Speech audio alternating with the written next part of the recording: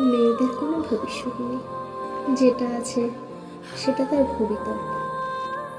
মেয়েরা জন্মেছেই অন্যের সঙ্গে মানিয়ে চলতে, শৈশবে পিতার অধীন, যৌবনে স্বামীর অধীন ও বার্ধক্যে পুত্রের অধীন।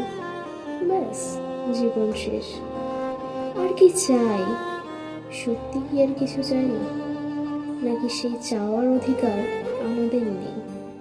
আমরা মেয়ে বলে ছোট থেকে শুনে আসছি সংসার সুখের হয় রমণীর গুণ। সত্যি কি তাই?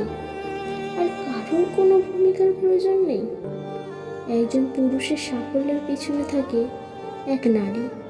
সেই নারীকে সবাই চায়, কিন্তু কেউ কন্যা সন্তান চায় না। মেয়েদের কোনো ইচ্ছা অনিচ্ছা, ঘুম খিদে কিছুই থাকতে নেই। যেটা অবশ্যই থাকতে হবে সেটা তার ধৈর্য ও সহ্য ক্ষমতা।